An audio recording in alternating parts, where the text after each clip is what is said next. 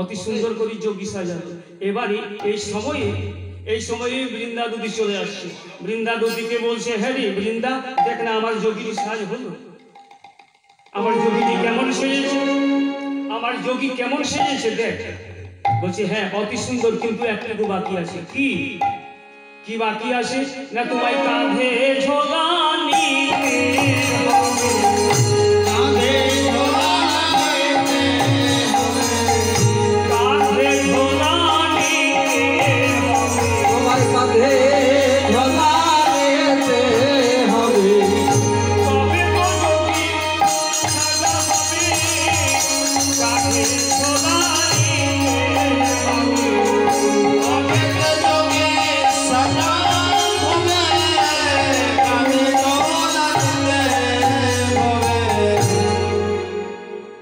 গোবিন্দ আমার ভোলানাথের ঝোলা নিয়েছে। ভোলানাথের কাঁধে ঝোলা ছিল, ভোলানাথের ঝোলাটি নিয়েছে। বলো দেখি এবার কি করতে হবে? বলছে এবার তোমায় ভিক্ষা করতে হবে।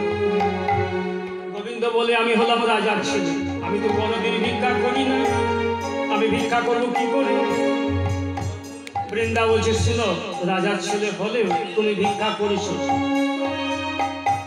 তুমি ভিক্ষা একদিন করেছো, রাজার ছেলে হলে কি হবে? না আমি কোনোদিন ভিক্ষা করি না, না তুমি ভিক্ষা করেছো।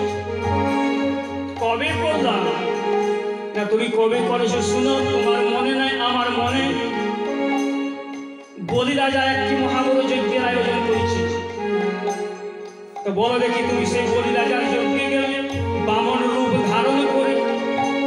যখন বামনের রূপ ধারণ করে তুমি গেলে, তুমি বলি রাজার কাছে কি চেয়েছিলে বলো তো? তুমি কি চেয়েছিলে জানো? তুমি জানো না? আমি জানি তুমি কি চেয়েছো।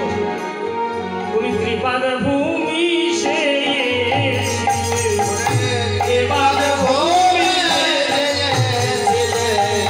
বলির কাছে বামুন ভয়ে, কৃপার ভূমি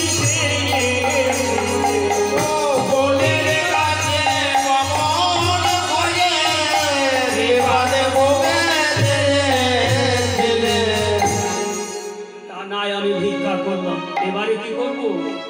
বলে তুমি সর্বপ্রথমে চলে যাও মায়ের কাছে।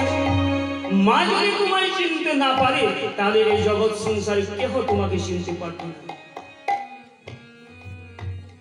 যাই না, প্রাণ গোবিন্দ আমার একটি পা বাড়িয়েছে, মায়ের কাছে যাব বলে, মায়ের কাছে যাব বলে একটি পা বাড়িয়েছে। এমন সময় পার্বতী বলছে, গোবিন্দ তুমি কোথায় যাবে? আর তোমার এই যোগী বেশ কি কিসের জন্য? কিসের জন্য? আবার শুনেছি নাকি তুমি রাধারানীর চরণে ধরেছ। না হ্যাঁ আমি চরণে ধরলাম। তুমি শিশি করলে, আমি রাধারানীর চরণে ধরেছি বলে তুমি শিশি করলে। আচ্ছা তোমার কথা যদি আমি এই জগৎ সংসারে ফাঁস করে দিই, না আমি কি করলাম? তুমি ফাঁস করবো না, তুমি যা করেছো এই জগৎ সংসারের যিনি কেহ করে না। না আমি কি করলাম? তুমি যা করেছো আমাকে বলতে হবে, তাহলে বলবো। রাগ করবি না তো? না না রাগ করবো কেন বলো। রাগ করিয়া যেদিন তুমি গেলে বাপের বাড়ি, রাগ করিয়া যেদিন তুমি গেলে বাপের বাড়ি, এই রাগ করিয়া যেদিন তুমি গেলে বাপের বাড়ি, রাগ করিয়া যেদিন তুমি গেলে বাপের বাড়ি, তুমি একদিন বাপের বাড়ি যেতেছিল কেন? বাপের বাড়ি মা আবার চলে যাচ্ছে। ভোলানাথকে বললো, ভোলানাথ তুমি তো ভিখারি, তুমি আর যদি কিছু আমাকে না দিতে পারো তাহলে আমাকে শাখা পরিয়ে দিও। কিন্তু ভিখারি মানুষ দেবে কি করে? ভিখারি মানুষ যখন দিতে পারলো না, মা পার্বতীও মা রাগ করে বাবার বাড়ি চলে যাচ্ছে। সেই সময় আমাদের ভোলানাথ করেছে কি,